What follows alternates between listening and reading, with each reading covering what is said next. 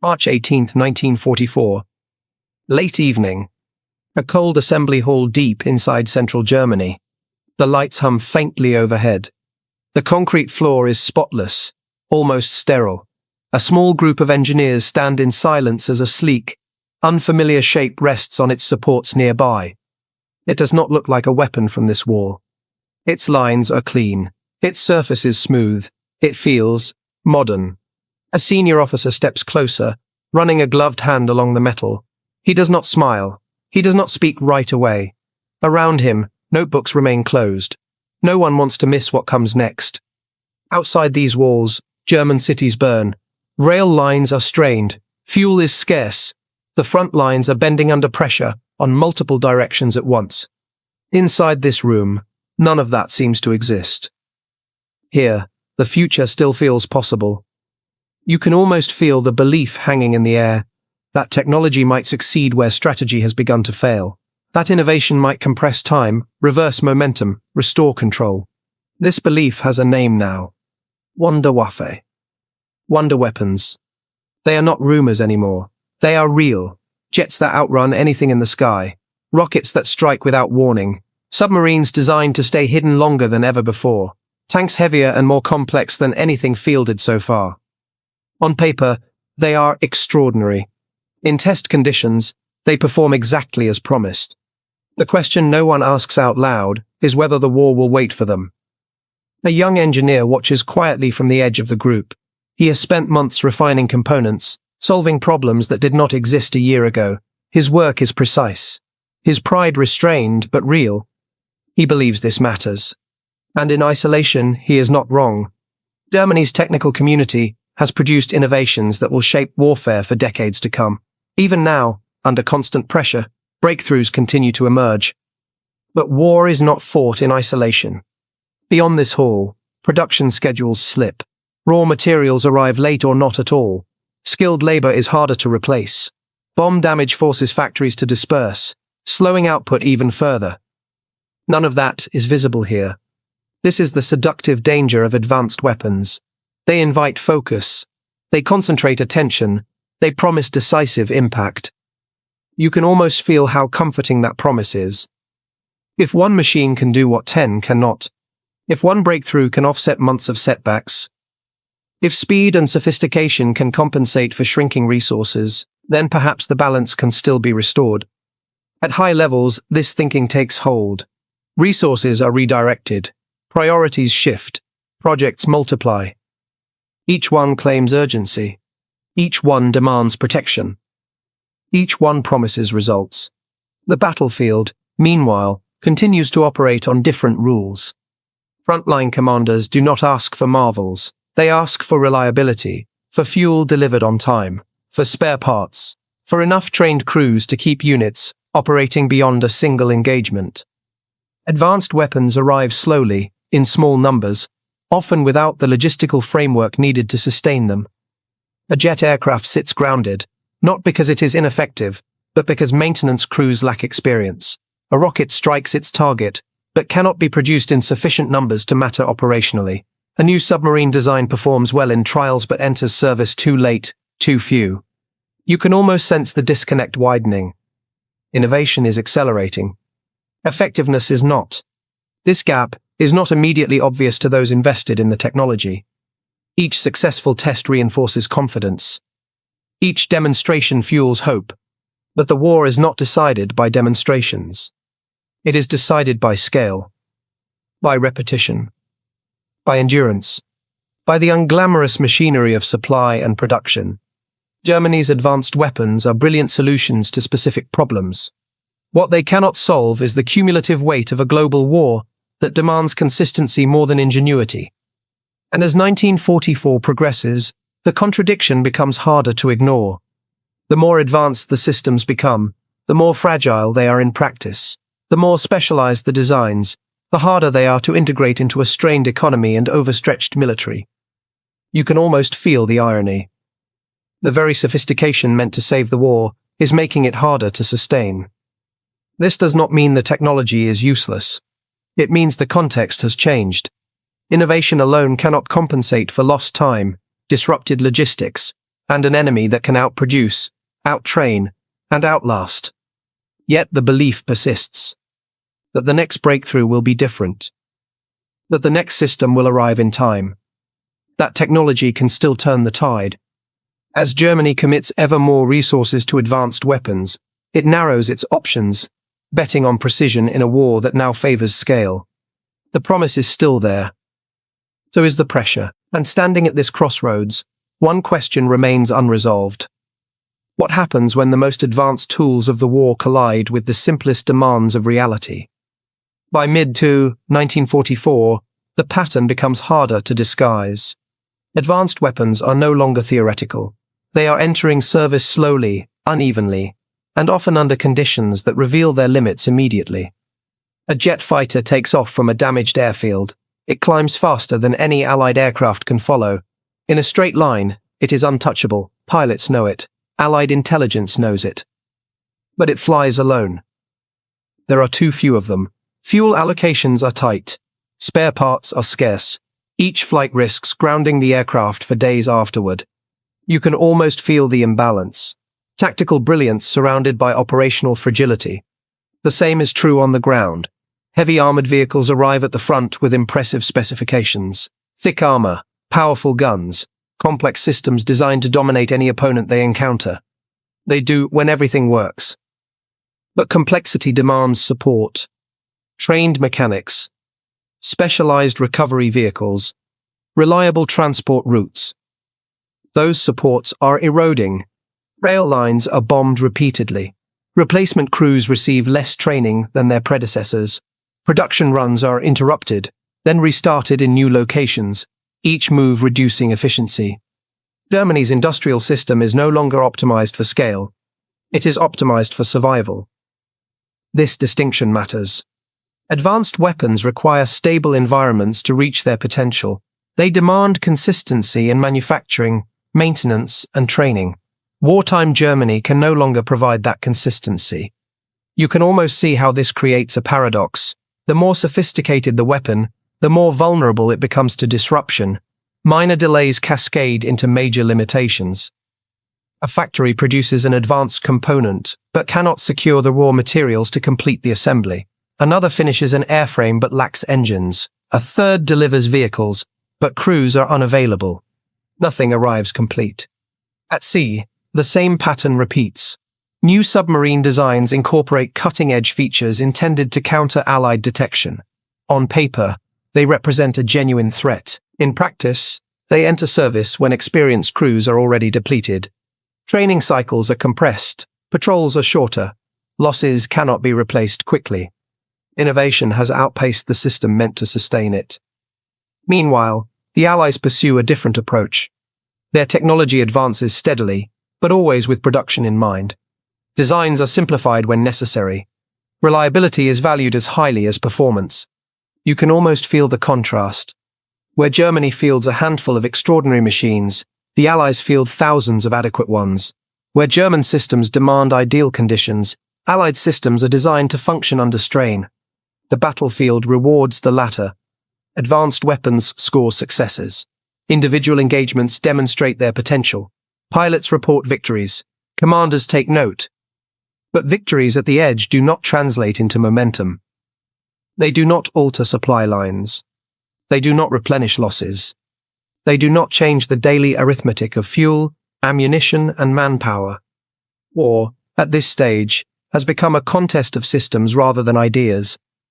And Germany's system is failing to convert innovation into sustained power. You can almost sense the frustration this causes among engineers and officers alike. The tools work. The designs are sound, the physics are undeniable, yet the results remain limited. Because no matter how advanced a weapon is, it must exist in numbers, it must be supported, it must be integrated into a force capable of using it repeatedly, day after day. Germany can no longer meet those requirements. Innovation continues, but scale collapses. And as the gap between technical possibility and battlefield reality widens, the war moves toward a critical question, one that no new design can answer. If advanced weapons cannot be built, deployed, and sustained at scale, what purpose do they ultimately serve? By late 1944, The war's pressure shifts from innovation to endurance. The battlefield no longer rewards isolated excellence. It rewards continuity, the ability to move men, fuel, ammunition, and spare parts again and again under constant disruption. This is where Germany's most advanced weapons encounter their greatest obstacle: logistics. You can almost feel the strain in the background of every deployment. A jet fighter waits for fuel that arrives hours late. A heavy tank is delayed because the rail line carrying it has been cut. A rocket unit stands ready, but transport vehicles are unavailable. These are not dramatic failures. They are quiet ones. And they accumulate. Advanced systems amplify logistical demand. They require specialized fuels, precise tolerances, trained crews, and dedicated maintenance cycles. When any part of that chain breaks, the weapon's advantage disappears. Germany's supply network is under relentless pressure. Allied bombing targets rail hubs, factories, and fuel facilities with increasing precision. Each strike does more than destroy infrastructure, it forces adaptation. Production disperses, transport reroutes, efficiency declines. You can almost see how this erodes effectiveness over time. A weapon that performs perfectly in isolation becomes unreliable when parts arrive late. Crews cannibalize one system to keep another running. Operational availability drops not because the design is flawed, but because the system supporting it is exhausted. On the front lines, commanders adjust expectations. Advanced weapons are treated as assets to be preserved rather than tools to be used freely. This caution reduces their impact even further. A jet sortie is delayed to conserve fuel. A tank is held back to avoid mechanical failure. A rocket launch is postponed until conditions are ideal. The war does not pause to accommodate ideal conditions. Meanwhile, Allied forces exploit a different strength. Their logistical systems are not perfect, but they are resilient. Redundancy replaces precision. Volume compensates for disruption.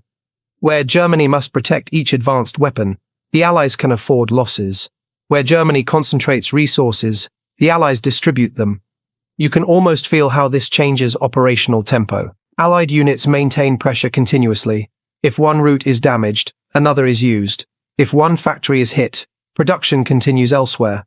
Standardization allows parts to be swapped, crews reassigned, systems repaired quickly. Technology is designed to fit the system, not the other way around. This difference becomes decisive. Germany's advanced weapons win moments. They do not win cycles. They cannot sustain the rhythm required to alter the strategic balance. Logistics, once a background concern, moves to the foreground. It defines what is possible, regardless of technical sophistication. Engineers understand this, even if they cannot change it. Their designs assume stable supply chains that no longer exist. Officers understand it too, even as they request more advanced systems in hope of relief. But hope is not supply.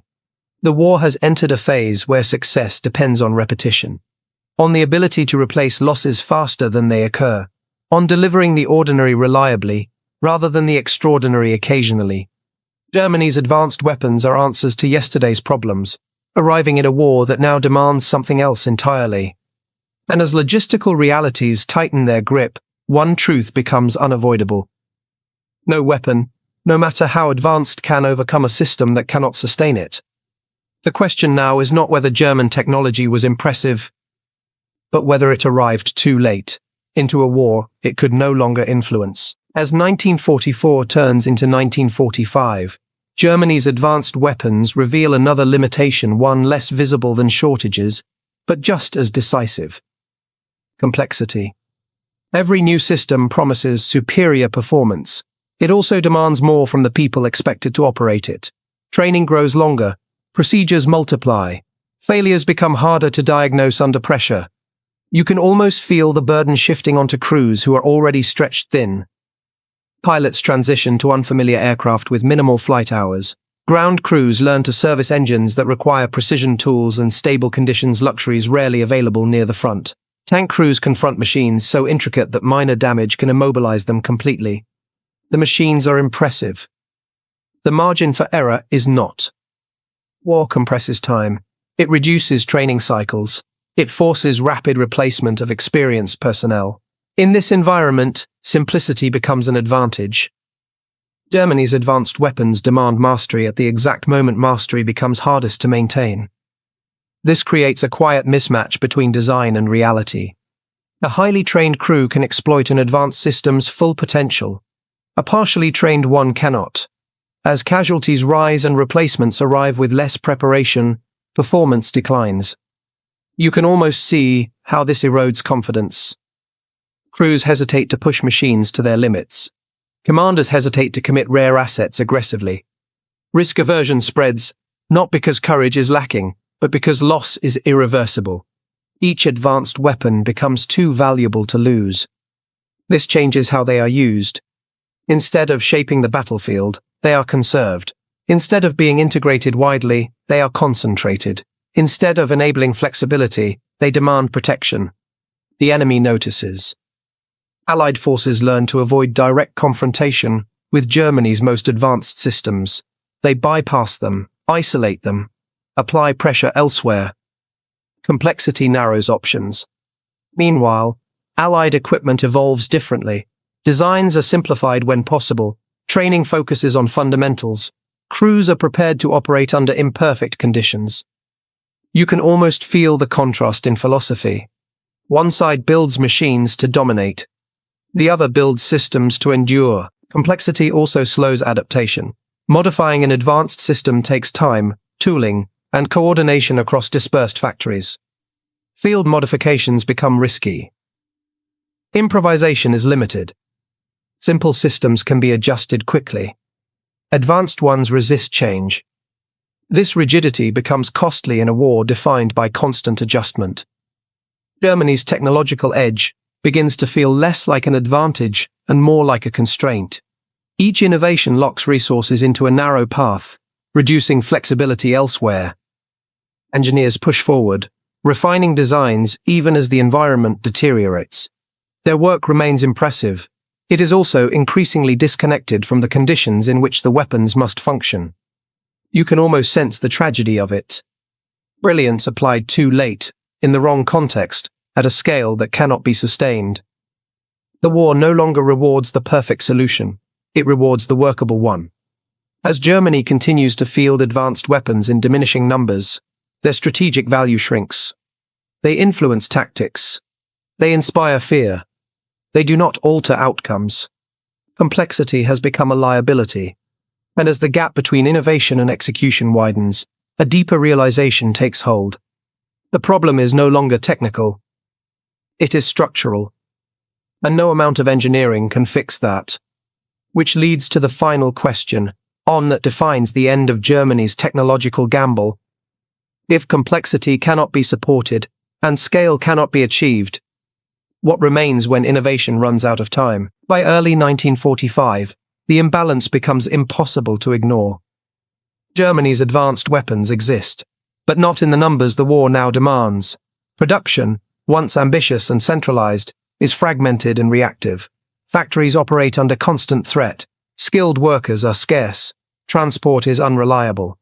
You can almost feel the strain in every production decision. Engineers design systems that assume stable output. Planners promise quantities that cannot be delivered. Commanders request equipment that arrives late, incomplete, or not at all. The war has outrun the factories. Advanced weapons are built slowly. Each unit requires careful assembly, specialized components, and skilled labor. When disruptions occur, and they do constantly, output collapses. A handful of aircraft leave the line where hundreds are needed. A new tank model replaces an older one before it can be produced in meaningful numbers. Variants multiply, each adding complexity without increasing availability. Production loses rhythm. You can almost see how this contrasts with Allied industry. Standardization dominates. Designs are frozen early, changes are incremental. Factories focus on volume rather than perfection. This difference compounds over time. Where Germany produces excellence in small batches, the Allies produce adequacy at scale. Losses are replaced quickly. Units remain operational. Pressure never fully relents. Germany cannot match this tempo. Advanced weapons arrive too late to influence campaigns already underway. They are introduced into shrinking operational windows, where there is no time to integrate them fully or adapt doctrine around them. A new system appears, and the front moves on. Production delays also force hard choices. Resources invested in advanced projects are resources not invested elsewhere. Fuel production declines. Ammunition shortages worsen. Transport assets deteriorate. Innovation competes with survival. You can almost feel the narrowing options. Each advanced program promises salvation, yet drains the very capacity needed to sustain the war. The more Germany invests in complexity, the less it can afford reliability. This trade-off is fatal in a prolonged conflict. War at this stage is not decided by breakthroughs. It is decided by continuity, by whether units can be equipped, reinforced, and supplied repeatedly. Germany's production system can no longer do this. Advanced weapons, impressive as they are, become symbols of potential rather than instruments of power. They represent what might have been possible under different conditions, at a different time. But the war is not fought in hypotheticals. It is fought in the present, with what is available today. And today, Germany cannot produce enough of anything advanced or otherwise to reverse the balance. The gamble has failed. Not because the technology was flawed. Not because the engineers were misguided.